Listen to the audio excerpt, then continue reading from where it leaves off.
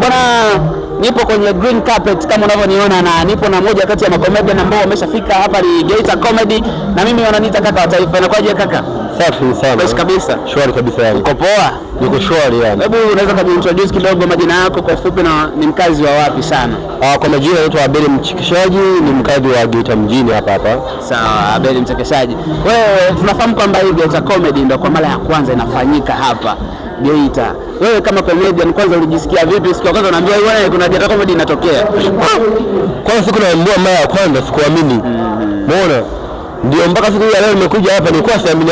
Umekuja kuamini baada ya kufika? Nimeamini baada ya kufika, baada ya kukuta vitu vimepangwa hapo, stage imefungwa hapo, ndio nikaamini kwamba kumbe issue ni serious. Kweli kabisa. Sawa, wewe mapokeo ya hii Geita Comedy unaonaje, kwamba wana Geita wameyapokea vipi na ukubwa wa hili tukio uko vipi?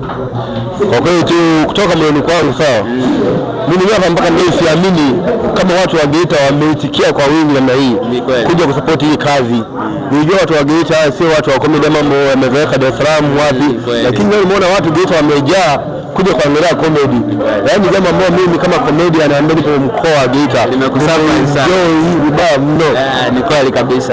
Sawa, Abel, wewe kwako wewe unaweza kuwaambia nini ambao wameandaa ili jukwaa kwa ajili yenu nyinyi? Unajua hii ndo kama ofisi yenu nyinyi tayari. Nyinyi ndo mmetuajiri hivi sasa. Unaweza kuwaambia nini walioandaa hii Geita Comedy?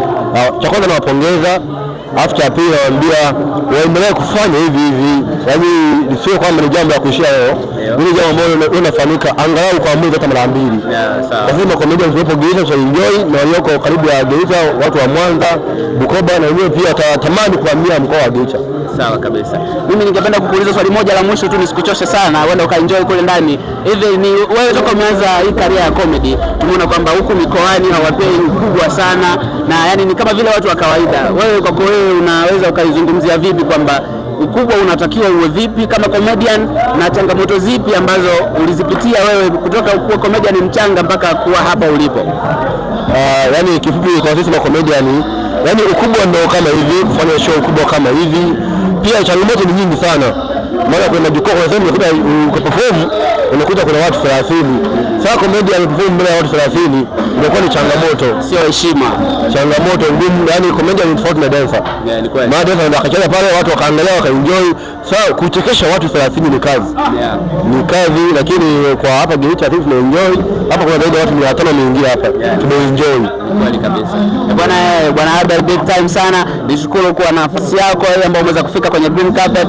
Bwana mtazamaji wangu, nilikuwa na moja kati ya macomedian kutoka hapa Geita, na wamefanya vizuri, na wanasema kwamba hii ingefanyika hata mara 2 kwa mwezi. Bwana, kwa hiyo jiandae kama ni mtu wa lebo jiandae 15 yako mara 2 kwa wiki, kwa mwezi shilingi 30,000. Bwana, mimi wananiita smart sana handsome, na nilikuwa na bwana Abel. Bwana, shukrani sana ndugu yangu. Okay, sawa bwana. Shukrani.